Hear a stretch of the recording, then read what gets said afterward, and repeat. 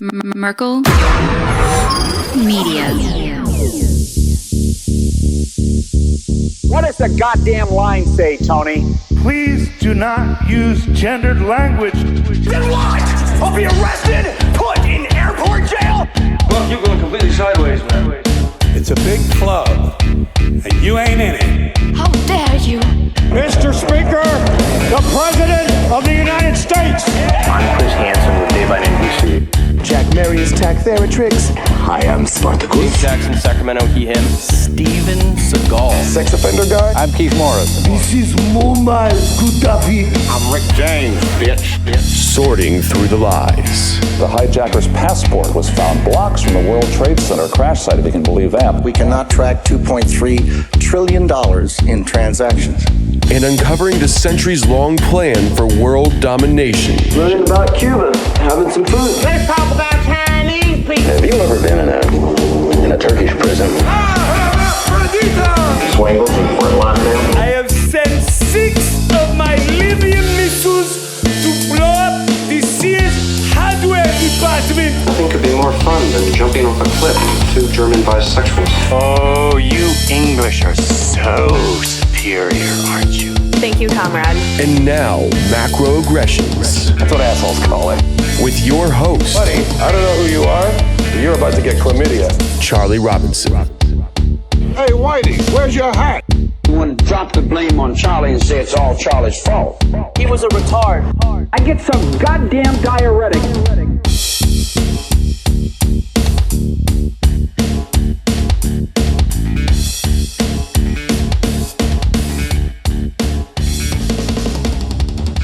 Welcome to Macroaggressions. I'm your host, Charlie Robinson. If you're watching us on Rockfin or Rumble or listening wherever podcasts are served, thanks a million. We appreciate the support, and we couldn't do it without you. If you want to connect with me, my brand new website is macroaggressions.io. The link is in the description. If you don't know how to spell it, that's cool. Big thank you to our sponsors. They make the show happen. Chemical Free Body makes great supplements. They've been doing it for a while. I've been taking them for almost 4 years. I drink Green 85 every single morning. I really do feel better. And I think that you might want to take a look at it. It's something similar if you've heard of Athletic Greens. It kind of looks like that. It's the same sort of thing. Add water, shake it up. Green, looks disgusting. Doesn't taste that bad. Doesn't taste as bad as it looks.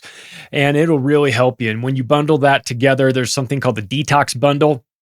It puts Green 85 together with gut detox, toxin detox, ultra enzymes, and probiotics in the form of capsules. And you just take those capsules in the morning and you drink your Green 85 and you're done, man. And that's like 90-day program.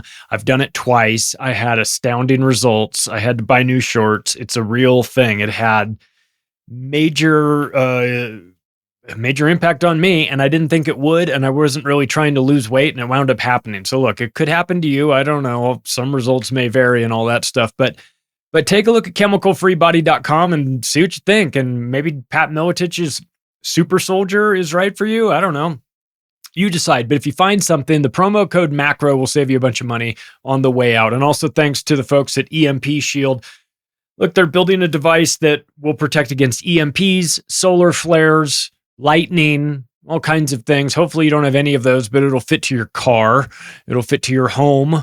If you've got a boat or an RV or a generator, you can install it on those too. It installs like a Type 2 surge protector with just 4 wires, and you can install it yourself if you're so inclined and kind of handy. But I would tell you this. This is what I say with all this stuff. Go to empshield.com, read about it, see what you think. If it works for you, if it's something you like, the discount code MACRO will save you some money, and if you bundle a couple of them together, it'll bring that dollar per unit price down a considerable amount.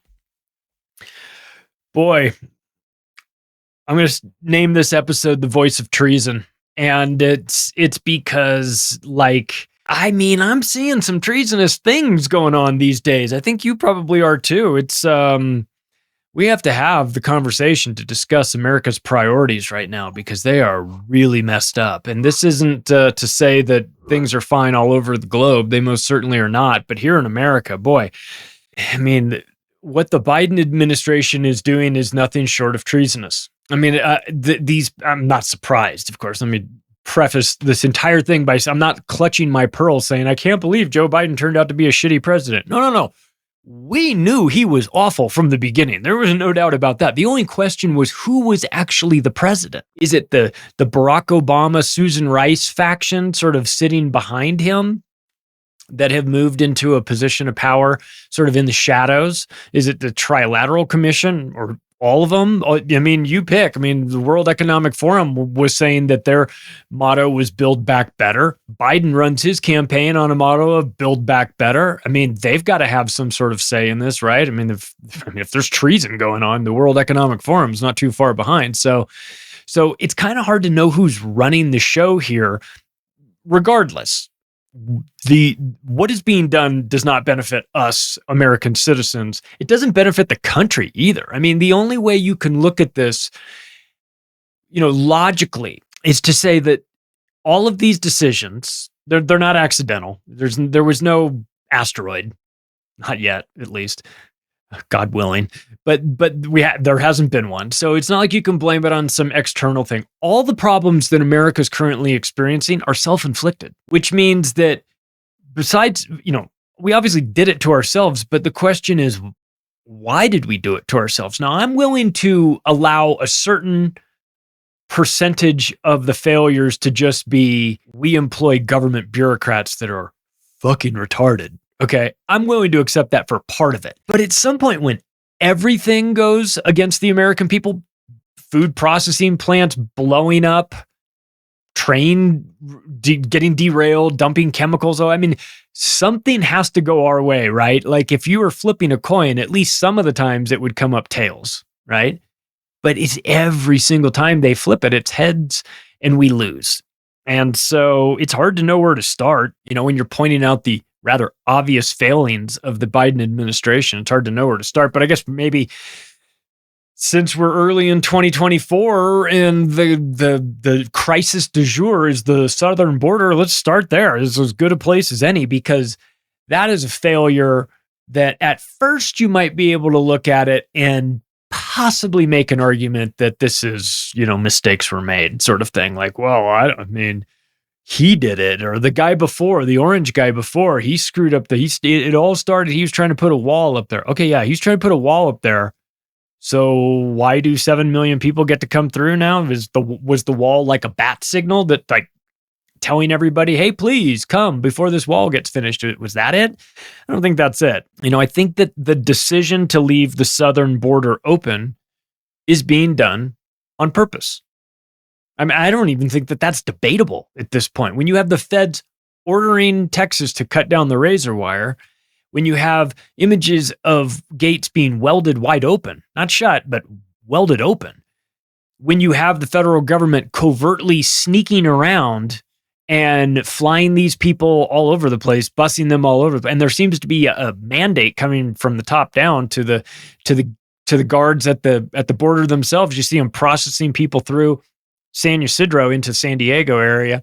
And these guys are like, where do I go? And the cop's like, go wherever you want to go. I don't know. Why are you asking me for? I thought you came here because you knew where you're going. He's like, I'm just here. And he's like, well, then enjoy America. Get out of here. So clearly there's not, I mean, if I were coming through the southern border back into the United States, I get the full body cavity search because my name comes up on the records and they want to know where I was and what I'm doing and you're at what you're speaking at. What's the conference? Oh God, all that stuff. So, but when a bunch of people just wander across the border, now all of a sudden they're not just allowed to stay. They're given public transportation wherever they want to go. That's coordination. There's no other way to slice it. You can't pretend like this isn't coordinated when you've got debit cards that are all the same, and when you've got networks that are being put together by Soros and other NGOs that are making this happen here. And obviously I'm talking about the southern border of the United States, not limited to that. Obviously, Western Europe, you see what's going on along, Germany, Italy, these places, they're like overwhelmed. UK, it's being made to happen. It's happening on purpose. The question is, who's doing it? Why are they doing it? Right? Clearly, the end game is to destabilize the United States. Maybe the end game is to make sure that we've got military age fighting men that can be deputized, and they'll put blue helmets on them and say, "Congratulations, you're the new police force of America. I mean, we've speculated about that. I don't think it's crazy, of course, but it's not, it's not out of the realm of possibility. There's coordination at the federal level, clearly coordination at the federal level, and they lie about it to the press as a matter of standard operating procedure. So it's like, it's one thing if you're doing it, and they're clearly doing it, but then they're lying about not doing it. We don't know what you're talking about. We're not doing it. It's like, well, we have eyeballs. Like, we see what's going on at the southern border. You can't, but hell, we see what's going on in New York City, where they're getting dropped off there, or Chicago, or here in Denver, where I am. I mean, it's like, they're coming from somewhere. They're coming from the southern border, and this is being made to happen. And you've got Texas versus the feds. That's been the new battleground recently, where the feds said, well, you can't do this. And Texas is like, well, we are declaring that we actually, our states' rights supersede your federal rights, and we are under invasion. And therefore, because we are under invasion, we are taking matters into our own hands. And they're doing this. Now, be very careful of how much you cheerlead this stuff, because this is a situation in which we're getting into a bit of a problem, reaction, solution sort of territory here, where the problem is 7 million people coming across the southern border. The reaction is, get these fucking people out of here. And the solution is worse than the problem. Potentially in the future. Let's say Donald Trump comes in and Donald Trump starts some authoritarian aggressive busing campaign. And legalizes it and does all the things. All of those things that are used against the migrants could be used against American citizens at some point. Just remember all this stuff. So it's like, I know it's tempting to say, go get them, but you're using the state to solve a problem that was created by the state. And that's never a good solution. The real solution is make America so fucking awful that everybody leaves. No, I'm just kidding. But I mean, that's really kind of where we're going. I mean, I'm not saying I'm joking about that being a strategy. It might wind up being a byproduct of this strategy and might have the exact opposite effects, which is that everybody says, yeah, remember that story about America, the promised land, and how they're giving us everything? Like, they put us in Minneapolis where we froze our dicks off out there. I don't want, we're from Guatemala, man, where it's 80 degrees all year round. I'm not interested in going to Minneapolis again. So you might have some of these people deport themselves. Probably not. Certainly not the mentally ill Venezuelans that have been taken out of the insane asylums and dumped on America's doorstep. Those people are going to be just fine. They're going to fit in nicely in San Francisco or Skid Row in LA or Kensington Street in Philadelphia, where they can just mull around, shit on the sidewalks, do whatever they want to. I mean, this is kind of where we're going,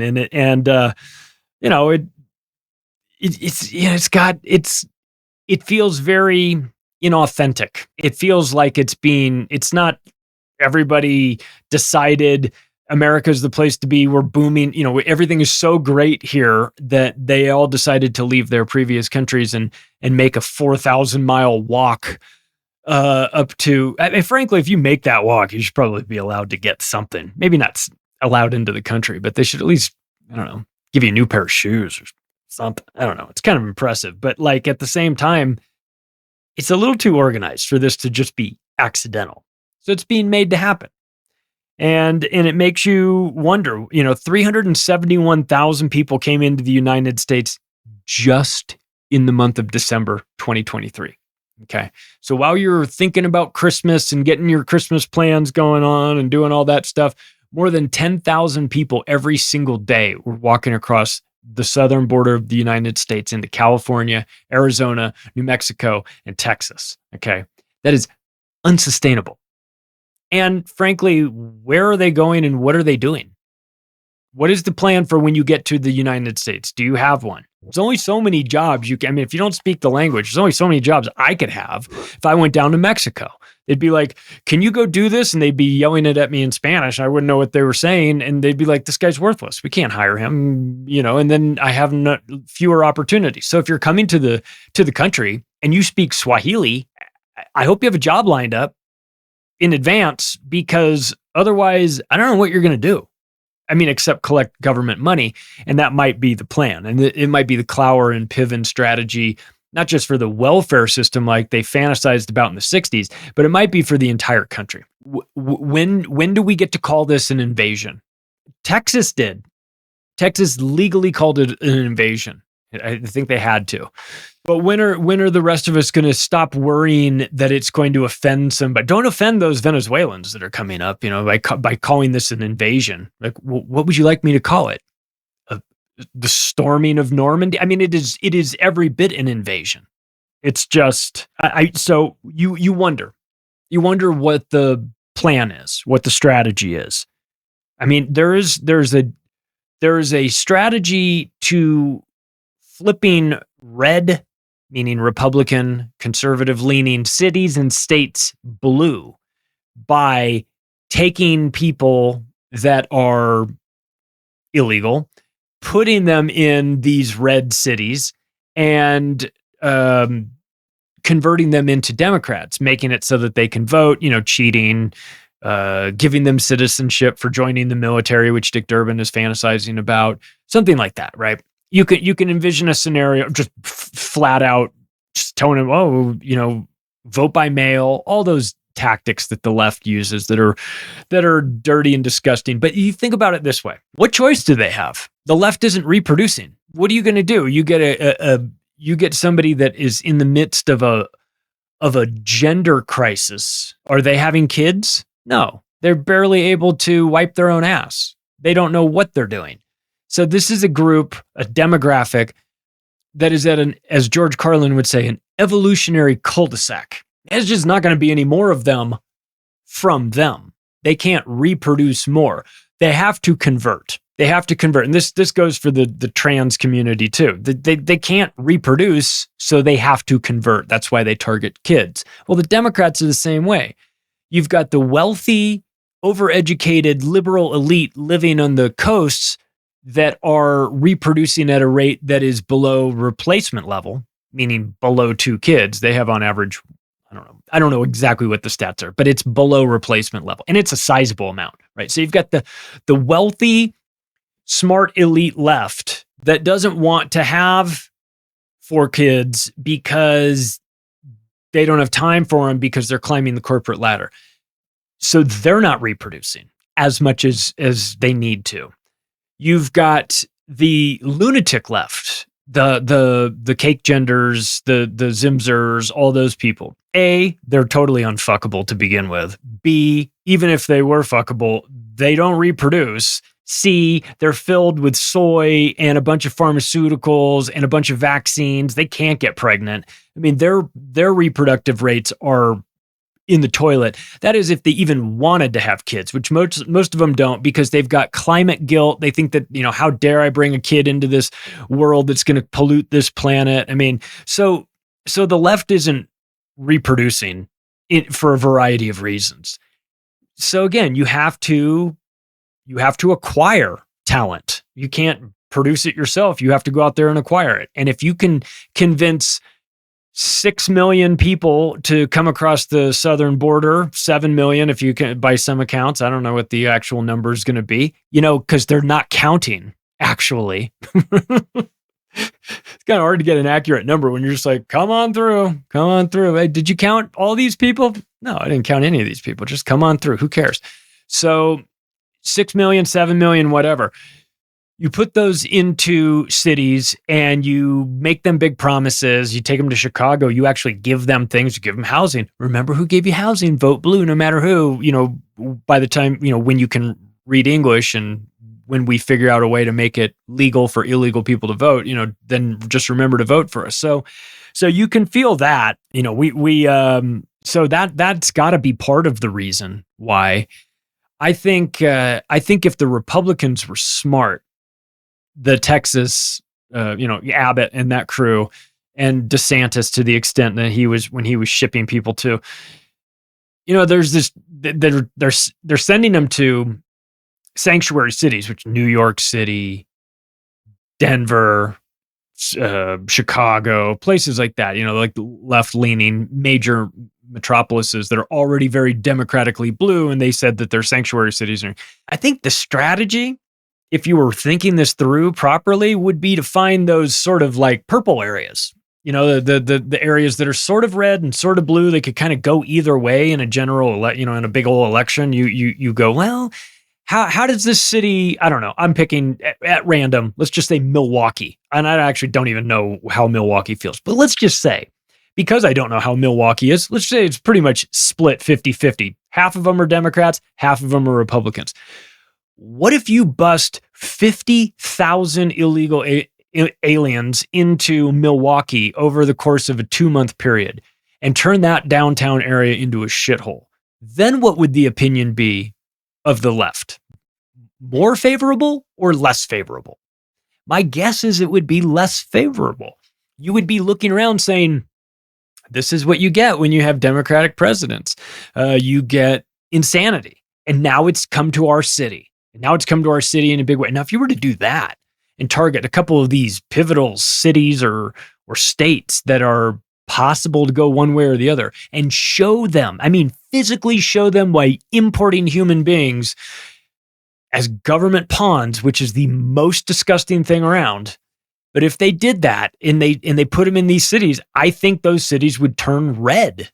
I think that the people would say, we're not on board with this. I'm not voting for anybody that thinks this is okay.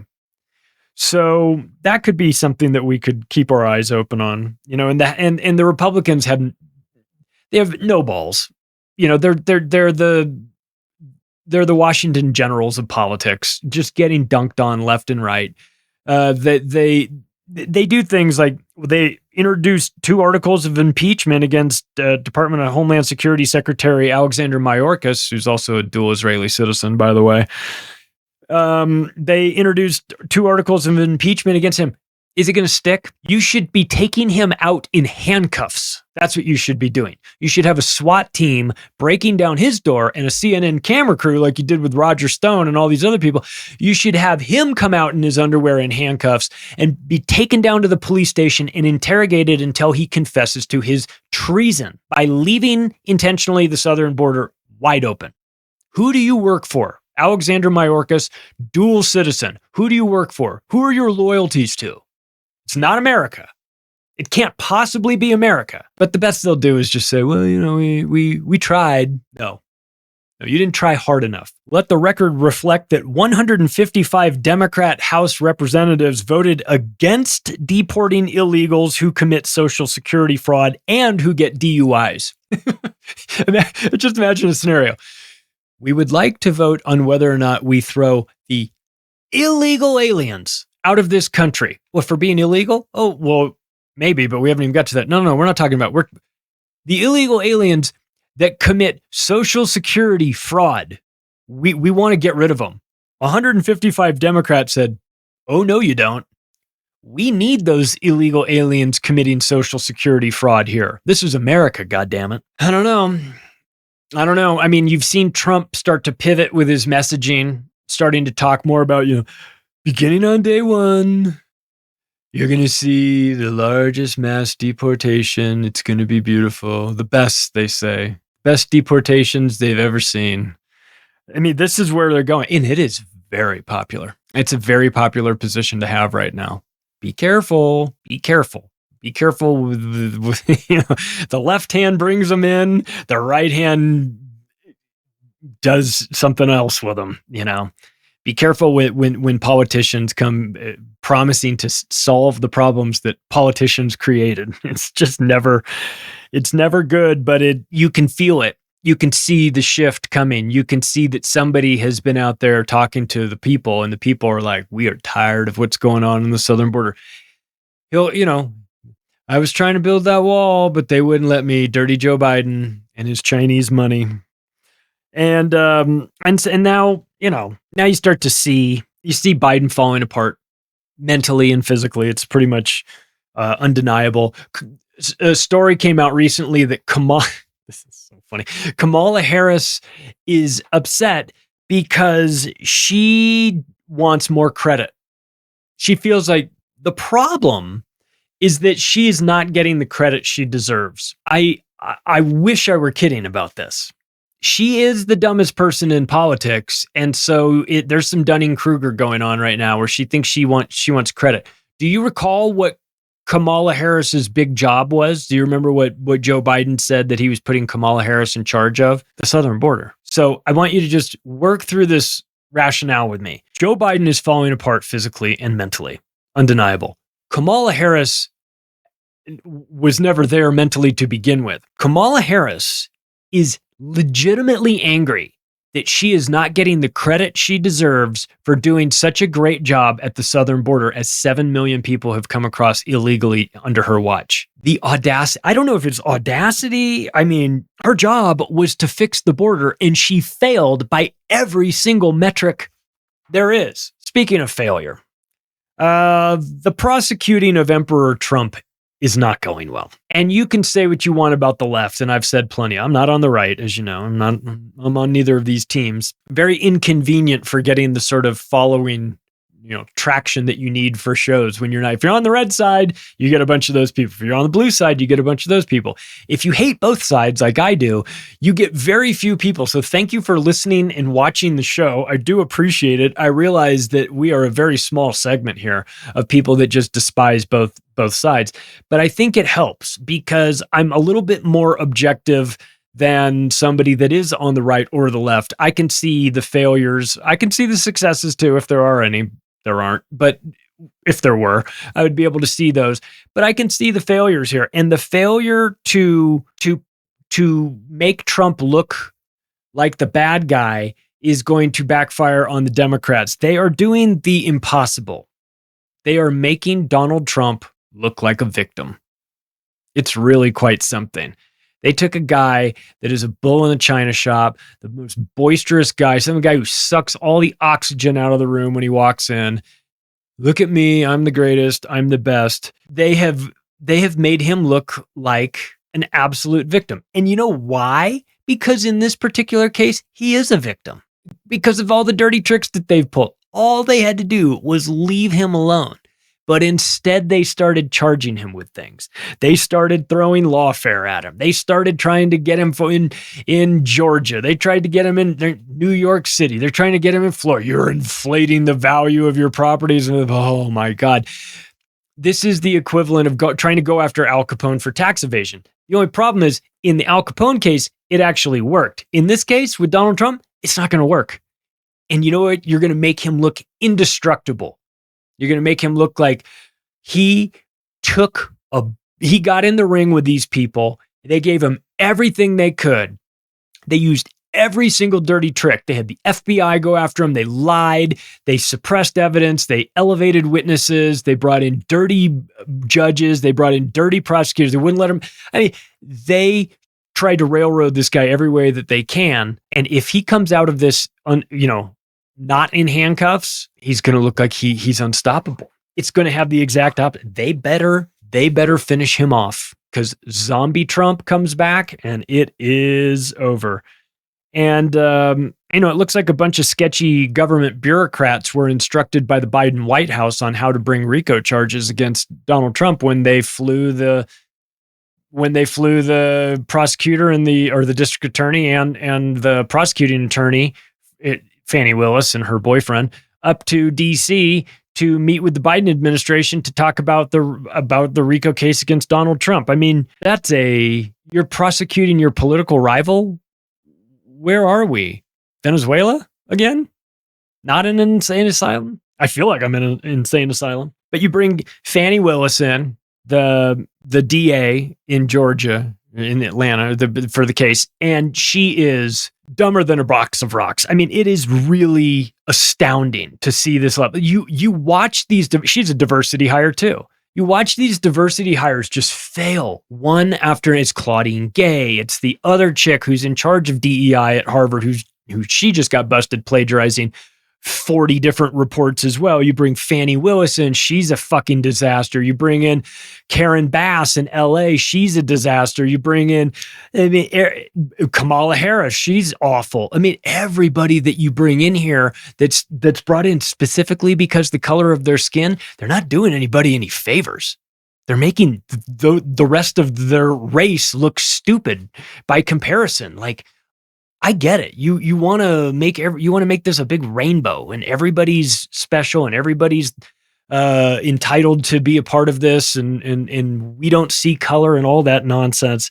Fine, but make sure that the people that you install into these positions actually know what they're doing. Oh, and on top of that, make sure that they're not fucking the other lawyer in the case. He's going to steamroll these people. He's going to steamroll them. And I'll tell you what, if you're one of these judges, if you're one of these prosecutors, if you're one of these shitheads that has lied, fabricated evidence, made up stuff about Donald Trump, and he becomes president, you better have a good tax attorney. You're going to get the most five-fingered up your ass audit you've ever seen. You're going to have it coming to you.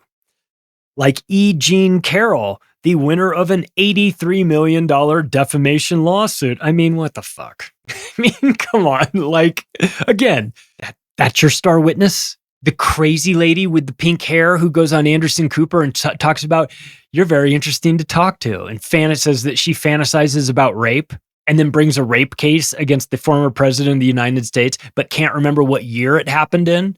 But it happened in a public place like Bergdorf Goodman, which is one of the most upscale clothing stores in New York City. That Donald Trump raped you in a changing room there. Nobody saw it. No witnesses.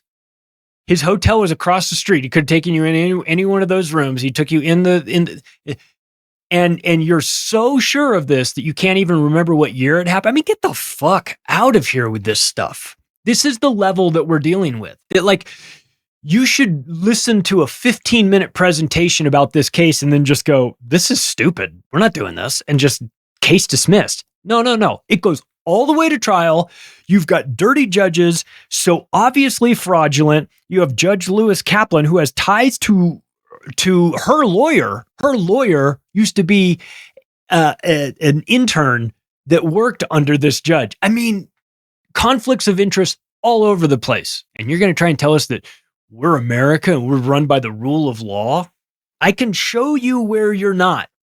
I can show you where they're lying and making this stuff up. She's lying. The reason why Trump got in the defamation suit was because after he lost the first time, he was like, she's lying. She's full of shit. None of this ever happened. And they're like, you defamed her.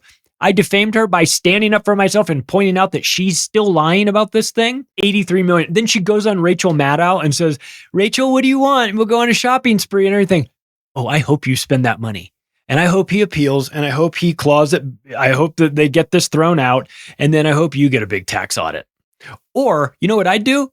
I would have the guys with the white suits and the big butterfly net go and capture her in Central Park when she's twirling or whatever she does, and put her in a padded room for her own protection, for your safety. Yeah. Keeping him off the ballots in Colorado and Maine. These are signs of weakness. I got to be honest with you. This is not what you do when you're winning. This is what you do when you're losing. This is what you do when you are terrified that the opponent is going to beat you. And they should be, and he will. So you do things like this, keeping him off the... I mean, did you see the lady who was in charge of keeping him off the ballots in Maine? She looks like she wears a mask in her car by herself. You know what I'm talking about. There's a look. You can see it in the eyes. It's like, it's not good. But they're outmatched. You know, they're outmatched in these Colorado and Maine lawsuits, and it's going to go to the Supreme Court. The Supreme Court, boy, I mean, you would like to think that they would take one look at it and go, we're not doing this. But you never know. You never know with the Supreme Court because, you know, we've got sometimes you wind up in a ranch in Texas having a heart attack. Sometimes you don't. I mean, I'm sure it was just Antonin Scalia's time to go. Wink, wink.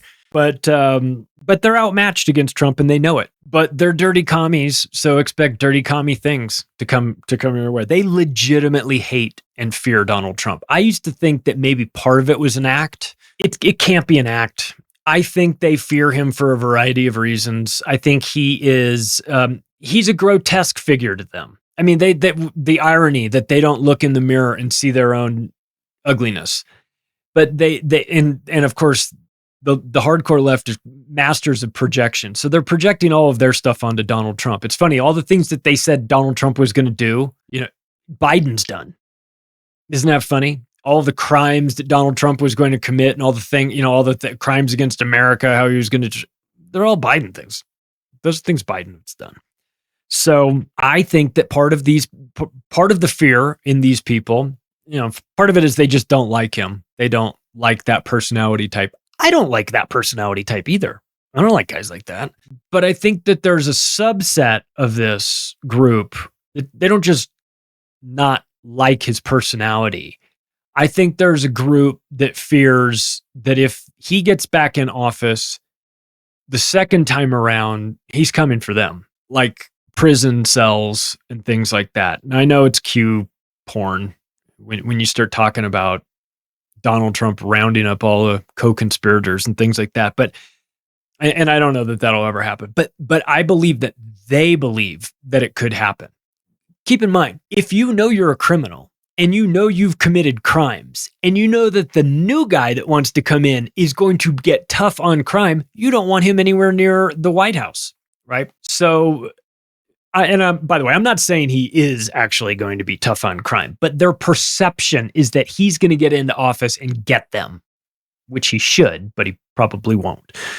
So I think that this is, I think that these people think that they might be in trouble legally if Trump gets back into office. They're going to be in trouble financially. I think that Donald Trump is the type of guy that would unleash a barrage of dirty tricks on these people. Anything from tax audits to no-knock raids. I mean, but again, you got to be careful when you cheerlead for this stuff. I mean, of course, I get a conspiracy boner when I think of the feds kicking in Adam Schiff's door and taking him out in handcuffs in front of the media. Of course. But you have to worry about government solving problems that the government created. And this Jack Smith lunatic guy he's not getting what he wants in the lawfare front, though it isn't for a lack of effort. I'll say that.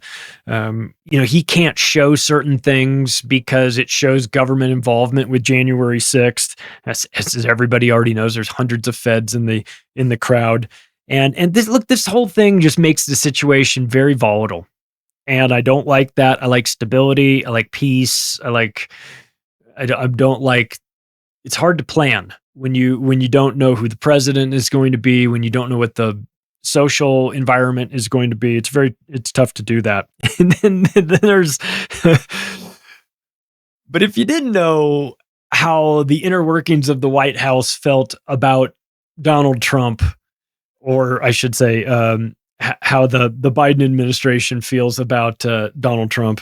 There's the former Project Veritas head, James O'Keefe. I don't know if you've seen this, where he's gone undercover on Grindr, I think, a gay hookup app. He met a nice gentleman and went out to dinner with him. James O'Keefe wore his disguise, which was a pair of glasses, not a very elaborate disguise, and had the hidden camera and did the whole thing that he normally does on an undercover date. And this guy explained, he was like a high-ranking guy inside the White House, and he explained what the conversations were, that they don't know what to do with Kamala. She is despised. Nobody likes her. He said, the black women that go to work for her all quit because she's so awful to work for. She doesn't do anything. She's incompetent when they do try to give her things to do, but they're in a jam because they can't take her off of the ballot as the vice president because they don't know how they would be able to rationalize and explain that to the black community, because she's the first woman of color in that role. So they're thinking they've got to keep her. They've checkmated themselves basically because Biden is this guy even said, like, we're starting to notice that he's slower. He doesn't have the energy. He's not as with it. And he went on to say that Michelle Obama has no interest in running, which I thought was interesting. That doesn't mean she won't get parachuted in at the last minute swinging. swinging. Let's move on. America's foreign policy is not in America's interest. I think that this has become kind of obvious. And you see some treasonous behavior going on with the Biden administration with regard to America's foreign policy. This idea of supporting Israel under any and all conditions is total brand suicide for the United States. The supporting Israel, Scott Horton says this all the time, supporting Israel is not in America's interests. It's just not. It's more. They're more trouble than they're worth. They're not a good ally. Just see USS Liberty 1967 and the Twin Towers in 2001 to find out exactly how loyal our best friend in the Middle East is. And this is going to be a huge problem for the Biden administration. And frankly, the America has been hijacked by this cult, the Zionist cult. They have different ideas of how they want to run the world. They want to use America to start a war with Iran so that Israel doesn't get its hands dirty. Use all of America's blood and treasure on behalf of Israel, and that's just not going to work. That's just not going to work for me. You get the ICJ rules that Israel and Gaza genocide case to the they ruled against Israel in this, to the thundering silence of a complicit mainstream media. Right? You didn't hear about that on your nightly news. They just conveniently left that out. It's all over social media. People were talking about that, and they're trying to tie border funding to southern border funding to Ukraine and Israel funding. And Joe Biden has come right out and said that if it includes the aid for Ukraine and Israel, the border crisis, I would have closed the border already, which is an admission that the border is open at his direction. If he could have closed it already, then he should have closed it. If he's not closing it when he could, then he's guilty of treason. I mean, I'm not a lawyer. I'm sure some constitutional lawyers could tell me, well, actually, he's not technically guilty of treason. Whatever. Okay. In our minds, he is. And the whole thing is a scam. When Biden demands funding for Ukraine and Israel as a condition of closing the southern border, you're dealing with criminals. And I understand that it's Washington, D.C., they're all criminals. But they're still trying to sell that. They're still trying to sell Ukraine to the general public. Speaking of Ukraine, nobody is. If you noticed. You know why? Because it's over. I mean, it's not over on the battlefield, but it's over as far as Americans are concerned. We have a short attention span. You don't have an infinite amount of time to get this shit going. You have maybe a year. That's it. After a year, Americans kind of move on to the next thing. It's not our concern.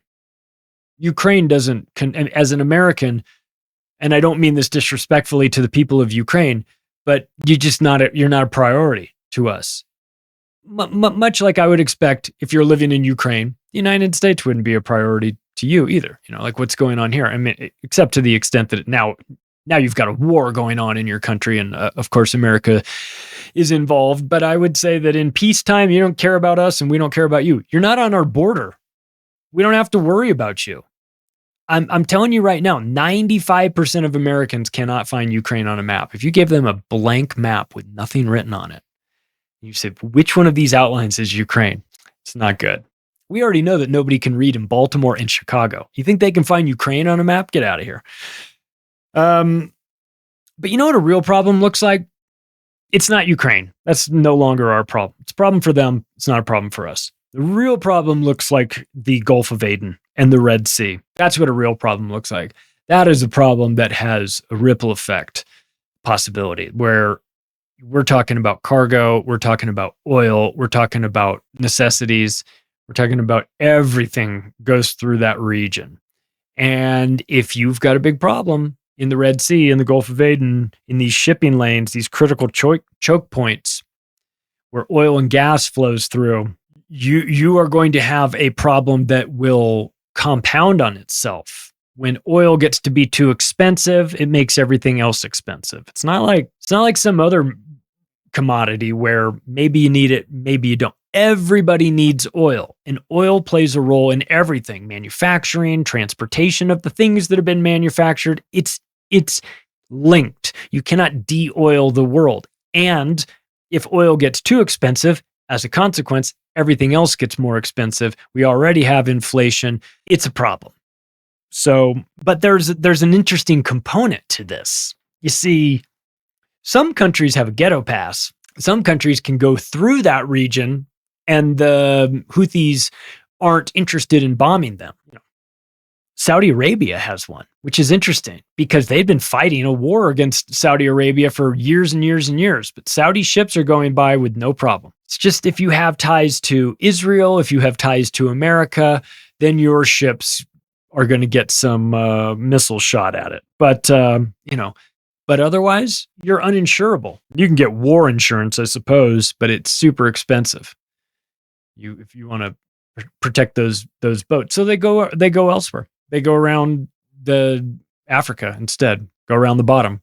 Triples the time, triples the cost, but they figure it out. But these disruptions matter. They have an effect, and America's foreign policy is creating this. And Joe Biden is driving America's foreign policy. So this is his fault. I mean, it's a reaction to what Israel is doing. But what Israel is doing is what America's doing, because America is tied to it, like it or not. And of course, while you have this international shipping crisis that is starting to percolate, at the same time, Joe Biden has made the decision to shut off American domestic energy production, which is insanity. I mean, it is the last thing in the world you would do right now. Drain the strategic petroleum reserves, not fill it up when Trump wanted to fill it up at a much lower price. They vetoed it. They wouldn't let him do it. Biden drained it. Price is much higher now. Democrat math, socialist math. 2 + 2 = 5. Let's buy high and sell low. They're not good at this stuff, and it's creating problems. Biden, one of the first things he did, even this before the shipping situation, was he shut down the offshore drilling leases. He says he changed the law saying that you could have a maximum of 10 of these, but a minimum potentially of 0. So they don't want us to have energy independence. They want us to be dependent on somebody else. They're trying to destroy the fucking country. Of course, this is what you do. And then the whole while, the only person that gets blamed for any of this is Iran and Russia. That's it. It's always their fault. I mean, Iran. I mean, I'm just waiting for Netanyahu to come out with another one of those displays with the time bomb, with the fuse, the bomb, and he's like 90%. Not Iran is at 90%. I mean, don't you guys ever get tired of singing that same old song? Like, who's your audience? Who's buying this stuff? America's domestic policy is not in our country's interest either. So at least we're consistent. Our foreign policy is shit, and our domestic policy is shit as well. It's not exactly like we were killing it at home. Crime is up everywhere. Price inflation's up. Part of the, to be fair, part of the inflation component can be directed at Trump as well, because he printed all that money during the in the COVID that in 2020. And a lot of that money went straight into corporations. I mean, and we know what inflation, what money printing does by inflating the money supply and devaluing the dollar. So I'm not completely going to lay this on Biden, because the seeds were planted under Trump. But that's the deal. When you become president and it's time to harvest all your predecessors' failures, you get blamed for them too. And Joe Biden has done nothing to make the situation any better, of course. I mean, if he couldn't be doing a worse job with the economy. He really couldn't. So, the domestic trans agenda LLC is working double shifts at the dildo factory these days. I mean, that seems to be the priority of our domestic policy, is like, let's elevate trans rights and make them the most important thing, even though it's 0.6% of the total population. Let's put in third bathrooms in public schools in California. Let's bend over backwards for a segment of society that doesn't even vote. and a lot of them can't vote because they have criminal records, because they're 3 times more likely to wind up in prison. They're 6 times more likely to kill themselves. I mean, this is not a demographic that you want to give any concessions to. They don't matter in terms of voting. They're a non-factor. And yet here we are, bending over backwards for the trans agenda. Why? Because in part, they want to depopulate us, and it's a great way to do that. Destabilize the country. Mission accomplished. We're now at 20% of the demographic that is in their teenage years to early adult years. 20% identify as rainbow people. It doubles. It's been doubling every generation. If you go back and look at the almost exactly doubling. I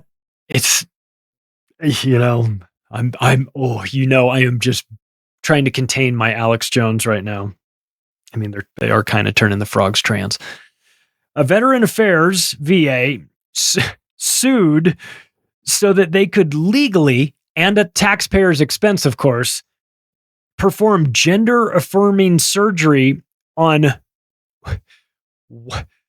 163,000 transgendered vets. I'm being serious. The VA, Veterans Affairs, they sued so that the vets under their care, the 163,000 transgendered vets. Did you know that? Did you have any idea? You know the Super Bowl.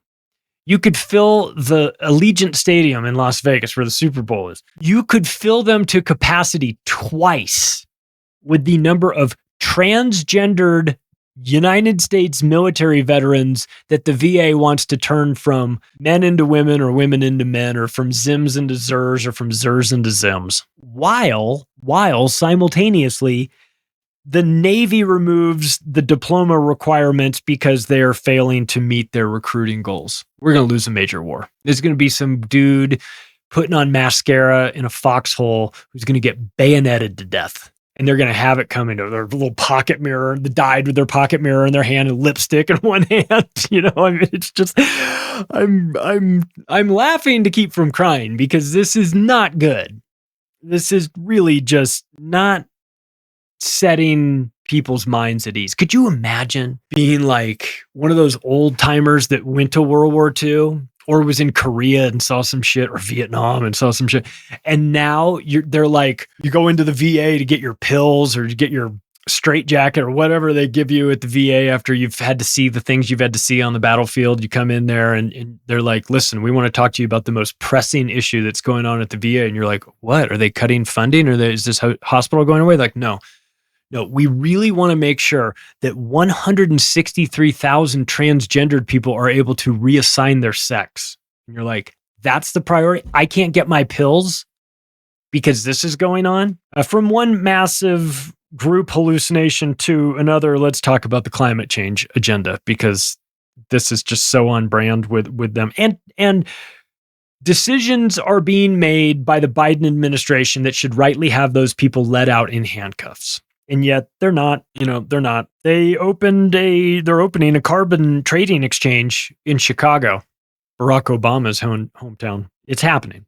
Just like the Club of Rome said in their book, The Limits to Growth in 1972, that this was going to be the funding mechanism for the world government, that they would create global warming. They would use carbon credits, and they would use that as the pretext and funding mechanism to create a world government. I mean, they wrote about it 50 years ago, so they had a business plan. They put it on paper. You can read it. I've got the book. It's what they want to do. Whether or not they're able to accomplish the task, that's a different story. But this is what they want to do. And the Biden administration is doing everything that they can in their power to make sure that the United Nations is in charge and pushing this. Everything that they want lines up perfectly with the 17 Sustainable Development Goals that the Biden administration is pushing at the behest of the United Nations. And I think a case can be made that the United Nations is calling the shots here, not the Biden administration. They're giving government subsidies and tax breaks to electric vehicle makers. And It's funny because the loony left is always clutching their pearls about fascism, how there's fascism everywhere. What is this? What is the government giving special subsidies and tax breaks to EV makers? What would you call that? I would be willing to accept corporatism as an answer, along with fascism. But the anti-fascists that are looking for fascism everywhere but failing to find it, why don't you guys go look at what's going on with the Biden administration and the EV industry?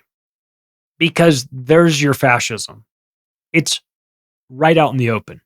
Open your eyes. And by the way, not for nothing, but the automakers have recently started to pivot away from EVs into hybrids because there's not an appetite for them. And on top of that, they see what happens when your battery goes dead. And you're like, well, I'll just go and get a new battery for my car. And they're like, yeah, that'll be $26,000. And you're like, I'm sorry, the car costs $38,000. Yeah, I might as well just buy a new car. They're like, okay, well, what color would you like? This is unsustainable. Even if it was great for the environment, which it is not. We have done these shows before. I'm not going to rehash all the components that go into the electric vehicles that come out of Democratic Republic of Congo or the neodymium that comes out of China. Rare earth minerals, all that stuff, the supply chain needed to build the infrastructure for electric vehicles is the most destroying and destructive to the planet of any of the industries happening right now. It's just destroying the world, but they think they're saving it. I don't know. It's just another invisible enemy that we must fight against, climate change. It's a climate catastrophe. Look at all these people that are having heart attacks at the park from climate change. I mean, we joked that they were going to say that. We really were like, oh, they'll when everyone starts dropping dead from the vaccines, they'll say it was sunspots or something, it was, and sure enough, they're like, children have always had heart attacks at playgrounds. You're like, really? I've been on this planet for 51 years. Never heard of that. Now we have defibrillators at the parks. What's that for? And they say, well, it's in case kids have heart attacks. Well, what would be causing the heart attacks? And their response is climate change. With a straight face, climate change. You're going to need to show your work and not your Common Core work. So it's just another invisible enemy that we must fight, of course, with taxpayers and money. I mean, enough. Enough of the scams. Enough of all of this. Talk to your friends. Talk to the people that you can reach out to. Do what you can. You got to be the voice of reason. Hey, if you like this episode, take the additional step right now of sharing it with those same friends and family members. You can connect with me through the website, macroaggressions.io. Thanks, everybody. I'll talk to you again soon.